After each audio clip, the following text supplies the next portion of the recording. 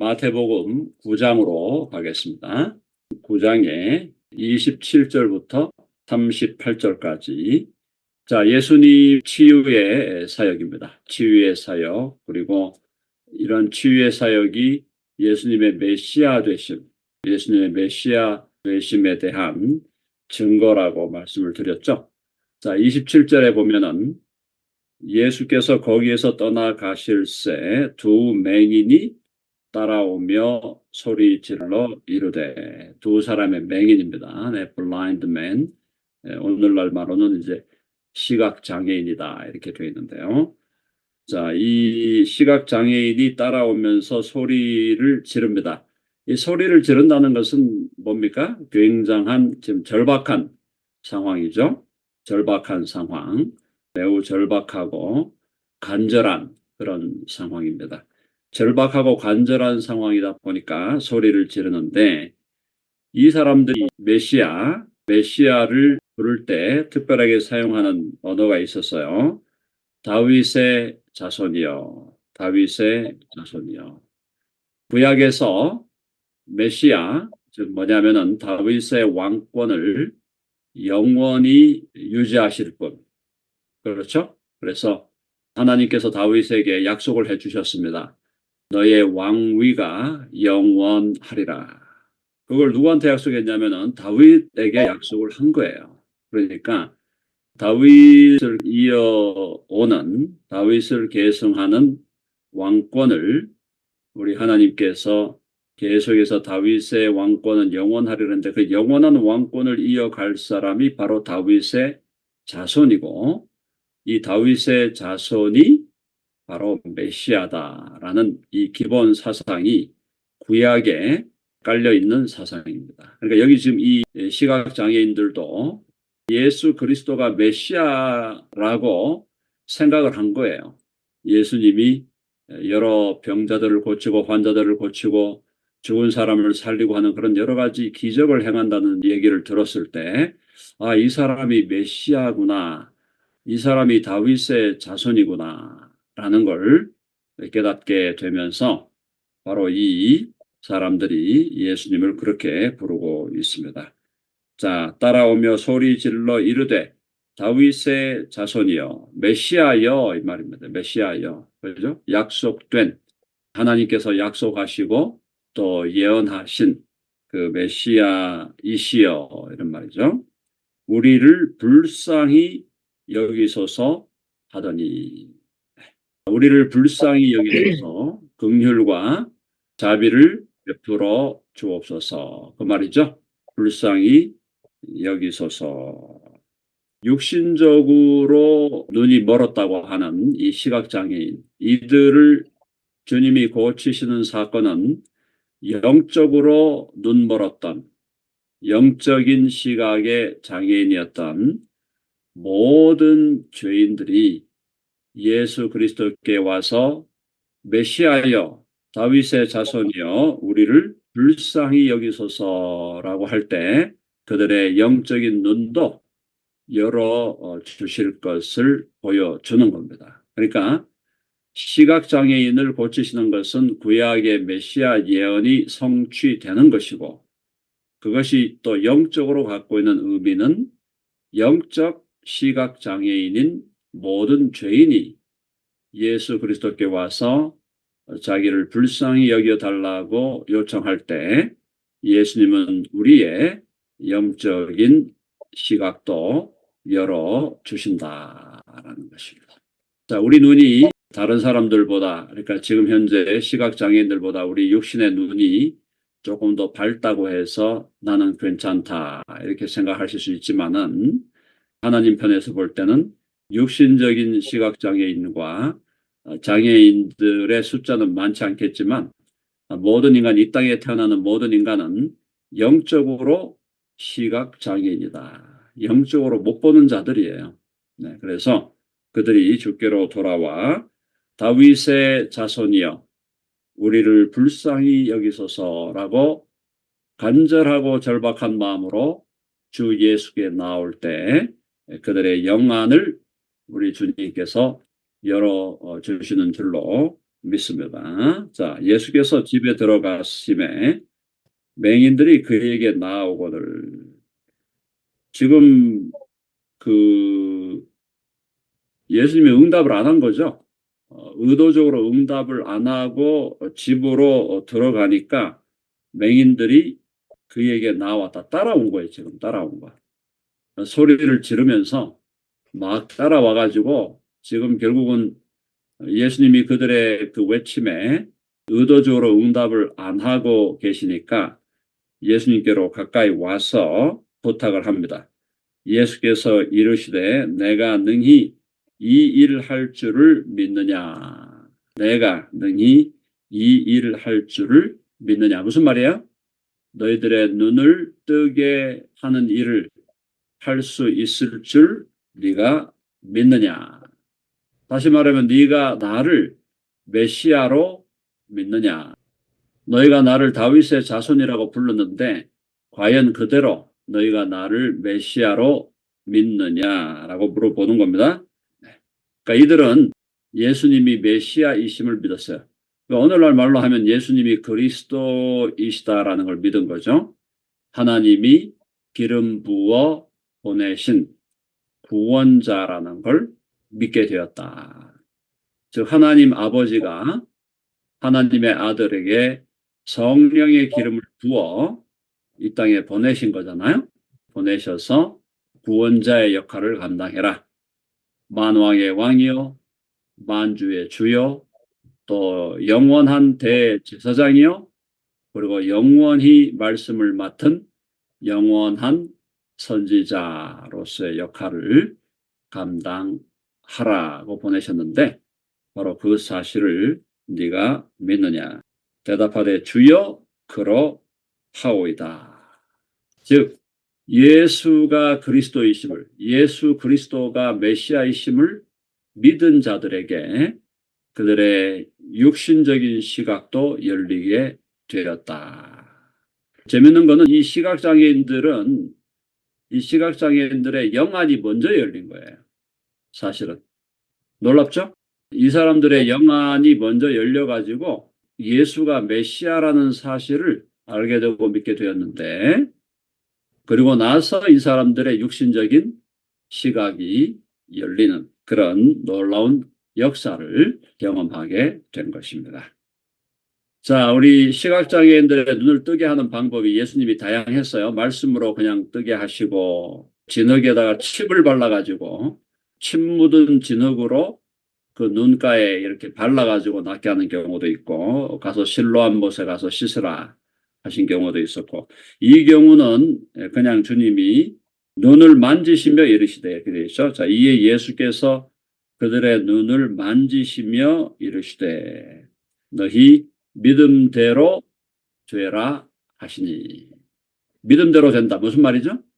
이 사람이 메시아니까 우리의 시각을 열어 주실 수 있다 라고 하는 예수님의 메시아 되심에 대한 믿음, 그리고 예수님은 메시아로서 이 능력을 행하실 수 있다는 믿음, 그리고 예수님은 메시아로서 자기들과 같은 이런 시각장애인들에게 예수님이 긍휼과 자비를 베풀어 주실 것이라고 하는 그 믿음, 그 믿음대로 되라 하셨습니다. 그러니까 30절요. 가서 이렇다 저렇다 막 소문 내지 말라 그 말인데, 여러 가지 이유가 있지만은 예수님께서 당신의 메시아 되심을 숨기려고 하셨던 이유는, 당연히 예수님이 당신의 메시아 되심을 주위 사람들에게 또 이렇게 치유받은 사람들에게는 당연히 알렸지만은 많은 사람들에게 알려지지 않기를 그렇게 요청하신 것은 예수님의 때가 아직 이르지 않았다. 그렇죠? 예수님이 잡히셔서 메시아로 잡혀서 죽을 때, 그때가 안 됐다는 겁니다. 그래서 하나님의 때를 기다리고 하나님의 때를 준비하려는 의도로, 지금 무슨 뜻인가 하면은 예수님이 잡혀서 십자가에 못 박히는 그때가 너무 인간적으로 앞당겨지지 않도록 하시려는 예수님의 조심하시는 모습인 거죠. 조심하시는 모습. 그래서 예수님은 결국은 이 땅에 오셔서 사람들에게 잘 알려져 가지고 사람들이 예수님을 왕으로 삼는 그런 사건의 주인공이 되시려는 것이 아니고, 예수님은 결국 잡혀가셔야 되잖아요. 잡혀가셔서 십자가에 못 박혀 죽으셔야 한단 말이에요. 피 흘리시고 몸을 찢으시고, 그래야 우리에게 구원이 주어지니까 주님이 우리를 위한 구원의 사역을 감당하려면 모든 것이 정확한 때에 하나님의 카이로스에 맞춰서 가야 된다 이 말입니다. 그런데 인간적으로 자꾸 사람들이 여기 뭐 메시아가 오셨네, 여기 뭐 그리스도가 오셨네 하면서 자꾸 이런 소문들이 나면서부터 인간들의 그 욕심이 거기에 작동하는 거죠. 아, 이 사람을 우리 오병이어로 5천 명도 먹였고 2만 명도 먹였는데 뭐 우리를 로마에서 해방을 못 시킬 이유가 뭐가 있냐. 이 정도면은 로마에서 우리를 해방시킬 수 있는 분이다. 그러면서 예수를 임금 삼으려고 했잖아요. 군중들이. 바로 그런 군중들에 의해서 하나님의 때가 방해를 받지 않게 하려는 우리 예수님의 신중하신 모습을 보여주고 있다라는 거죠. 자, 예수께서 엄히 경고하시되 삼가 아무에게도 알리지 말라 하셨으나 그들이 나가서 예수의 소문을 그 온 땅에 퍼뜨리니라. 이건 왜 그랬을까요? 이거는 뭐 이 사람들이 예수님의 말을 의도적으로 막 그냥 듣지 않으려고 했다 이게 아니라 지금 이 시대의 사람들이 메시아를 기다리고 있던 거예요.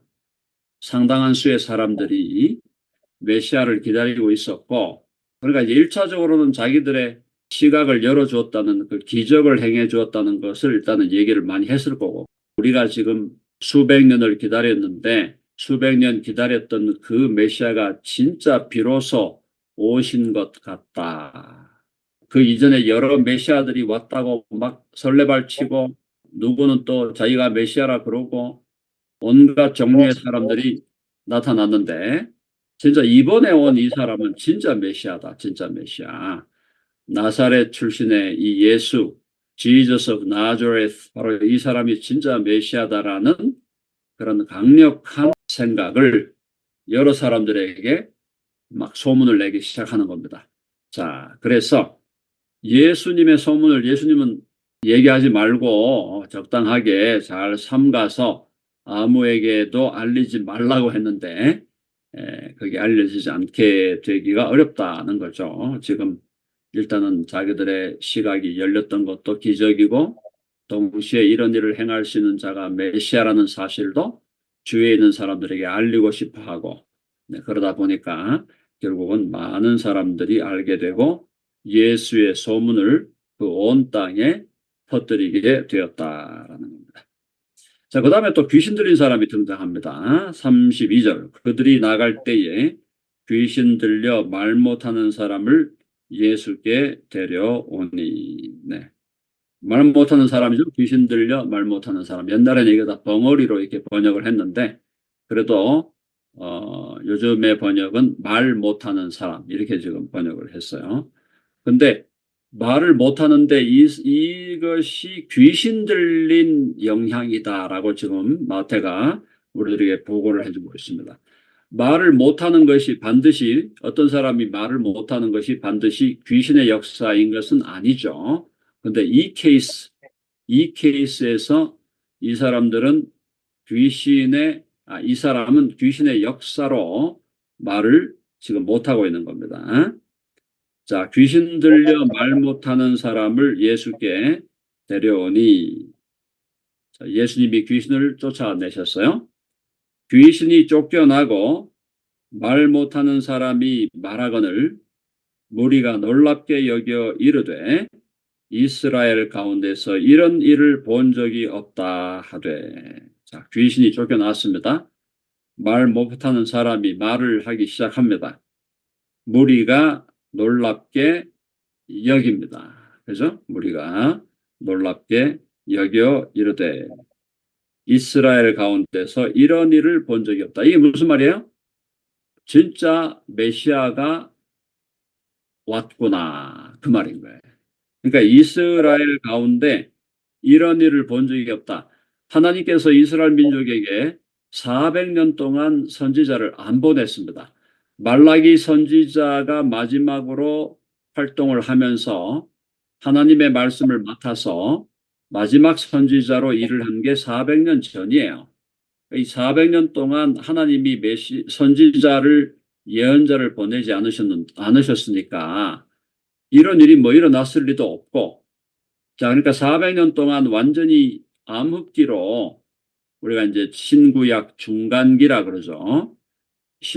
구약과 신약의 중간기를 400년으로 보는데 그 중간기 그 암흑의 시기, 그때 이러한 기적이 일어날 리도 없었고 하나님께서 그야말로 침묵하고 계셨는데, 근데 이스라엘 가운데서 이런 일을 본 적이 없다.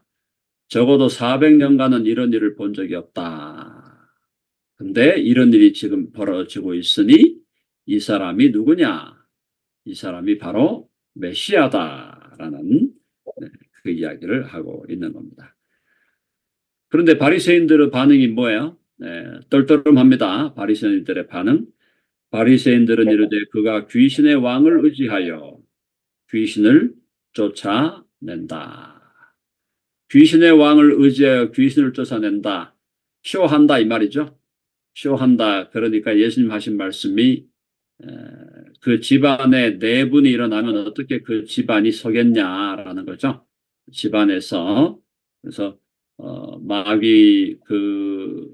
마귀의 권세들 안에서도 마귀들끼리도 자기들이 내분이 일어나면 어떻게 그 마귀의 권세가 서겠느냐라고 말씀하시면서 그런 일이 일어날 수는 없다라고 분명히 못 박으셨어요. 자, 이것은 귀신의 능력으로 이루어진 게 아니라 하나님의 메시아 예수 그리스도가 그 메시아의 능력으로 지금 시각장애인의 눈을 열었다. 우리가 그렇게 당연히 봐야 되는 거죠. 자, 이제 35절부터는 예수님의 사역이 결국 어떤 사역이었냐. 제가 이 부분을 여러분들에게 자주 인용을 해드렸는데요. 9장 35절 예수께서 모든 도시와 마을에 두루 다니사. 예수님 가만히 앉아 계신 분이 아니라 그랬죠. 네, 예수님이 무슨 뭐 불교의 중이나 무슨 스님이나 뭐 대승 큰 스님처럼 어디 앉아가지고 뭐 면벽해가지고 무슨 수도하는 이런 분이 아닙니다. 네, 그거하고 우리 기독교하고는 아무 상관이 없어요. 도 닦는다고 천국 가는 게 아니다 이 말이에요. 자, 예수님은 두루 다니시는 분이다. 두루. 예수님만 두루 다니시는 게 아니에요. 마귀도 두루 다닌다 그랬죠. 마귀도 우는 사자와 같이 삼킬 자를 찾아 두루 다닌다 그랬고, 예수님은 모든 도시와 마을에 두루 다니사 그들의 회당에서 가르치시며 그랬습니다. 하나님의 말씀을 가르치시. 예수님의 사역의 4대 사역. 4대 사역. 첫째, 하나님의 말씀이에요. 말씀을 가르치는 것. 둘째, 천국 복음을 전파하시며, 천국 복음, 하나님 나라 그 나라의 복음을 전파하시며, 복음 전파, 복음 전도, 그게 두 번째. 그 다음에 모든 병과 모든 약한 것을 고치시며, 치유 사역은 전인 치유라고 그랬죠. 영적으로 마귀 귀신 쫓아내고 정신병 걸린 사람 살려내고 또 육체적으로 병 걸린 사람 살려내고 심리적으로 병 걸린 사람 치유하고 관계적으로 병 걸린 사람 치유하는 예수님의 치유가 전인적 치유로 그 치유가 진행된다라는 걸 말씀해 주셨고, 세 가지 사역 플러스 네 번째가 무리를 보시고 불쌍히 여기셨다라고 했습니다. 무리를 보시고 불쌍히 여기시는 것 역시 사역입니다. 긍휼의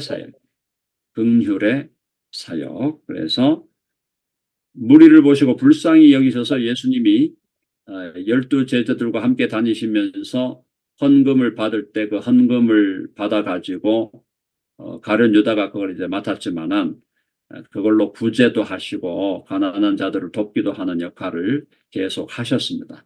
자, 그래서 네 가지 4대 사역을 주님이 행하셨다.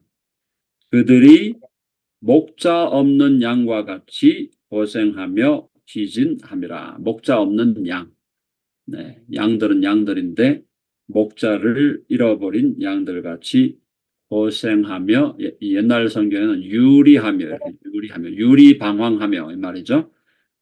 유리방황하며 고생하며 기진함이라. 목자 잃은 양들의 방황, 이들의 영적인 방황, 또 육적인 방황, 그 방황을 끝내시는 분이 참된 목자이신 예수 그리스도를 만날 때. 그렇죠? 저와 여러분들도 방황하는 양들이었는데, 길 잃은 양들이었는데, 참되시고 선하신 목자 예수 그리스도를 만나 우리는 방황을 끝내고, 그죠? 길을 되찾아서 우리 주님께서 원하시는 그 길을 따라 지금 살아가고 있습니다. 37절, 이에 제자들에게 이르시되 추수할 것은 많되 일꾼이 적으니. 예수님이 말씀하신 거예요. 추수할 것은 많아. 그죠? 근데 일꾼이 적다. 지금도 똑같죠? 지금 21세기 추수할 것은 많되 일꾼이 적다. 그랬어요. 자, 그러면 이 일꾼은 목사 안수 받은 사람들만 일꾼입니까? 제가 그거 개수 아니라 그랬죠? 목사 안수를 받은 사람이 일꾼인 건 너무너무 당연한 거고, 선교사님으로 자원하여 선교사로 헌신하는 것도 일꾼인 거 너무 당연하지만, 그냥 일반적인 교회에서 내가 집사로 또 권사로 또 장로로 또 교회의 전도사로 섬기는 그 모든 사람이 다 주님이 부르시는 일꾼들이다. 여러분 아멘 하시죠? 여기 모인 사람 한 사람 예외 없이 다 주님의 일꾼이에요. 우리 한국어에서 한국 기독교에서 주의 종 하는 말이 그냥 목회자들에게만 지금 특화되어서 활용되고 있는데 잘못된 겁니다. 그거 타파해야 돼. 어떻게 목사만 주의 종이야? 그럼 뭐 집사는 주의 종이 아니야? 마귀의 종이야? 집사는 뭐 목사의 종이야? 그런 식으로 잘못 가르쳤기 때문에 제대로 가르쳐야 돼요. 목회자만 주의 종이 아니고 모든 그리스도인들이 다 주의 종이에요. 주님의 일꾼이고. 여러분 아멘 하시죠? 내가 주의 종이에요. 목사 안수 받은 사람만 주의 종이 아니고 다 주의 종이에요. 다 주의 종. 지금 하여튼 일꾼이 필요합니다. 일꾼이 너무너무 필요해. 추수할 것은 많되 일꾼이 적으니. 그래서 추수할 사람들을 보내어 주소서. 그래서 거기 38절, 그러므로 추수하는 주인에게 청하여 추수할 일꾼들을 보내주소서 하라. 그러니까 예수 그리스도를 주와 구주로 믿는 모든 사람들이 일꾼이라고 할 때 그 말은 뭘 의미하는 거냐면은 훈련되지 않은 사람이 어떻게 일꾼이 되겠습니까? 그러니까 모든 믿는 사람들이 다 일꾼의 자격을 갖추고 있지만 근데 그들이 훈련되지 않은 상황에서는 일을 할 수가 없는 거예요. 훈련되어져야 돼. 그래서 거기서 제자 훈련이라는 말이 나오는 겁니다. 모든 제자들이 다 훈련받아야 된다. 아니면 모든 성도들이 다 훈련받은 제자가 돼야 된다. 뭐 어떤 말을 의미하든 예수 그리스도를 믿음으로 교회의 일원이 된 모든 사람들이 다 추수할 일꾼으로 준비되고, 그래서 각자의 현장에서 삶의 현장과 각자가 부르심받은 그 현장에서 사업장이면 사업장, 또 학교면 학교, 일터면 일터, 어디서든 간에 추수하는 일꾼으로 우리 모두가 살아내야 될 줄로 믿습니다. 아멘 하시죠? 기도합니다. 하나님 아버지, 은혜를 감사합니다. 우리 주님께서 오셔서 행하신 네 가지 대사역, 하나님의 말씀을 가르치고 복음을 전파하고 또 병든 자들을 치유하고 무리들을 불쌍히 여겨서 그들을 구제하셨던 그 주님의 놀라운 사역을 우리 또한 잘 감당하는, 우리 각자가 잘 감당해 갈 수 있도록 도와 주시옵시고, 추수할 것은 많되 일꾼이 적다라고 하사오니 저들 모두 훈련된 추수꾼, 훈련된 일꾼이 되어서 우리에게 펼쳐져 있는 많은 추수할 것들을 잘 추수해내고 알곡들을 주님께로 잘 드려내는 주님의 신실한 일꾼들로 우리의 남은 생애를 잘 살아낼 수 있도록 주여 도와 주시옵소서. 우리 주 예수 그리스도 이름으로 기도하옵나이다. 아멘.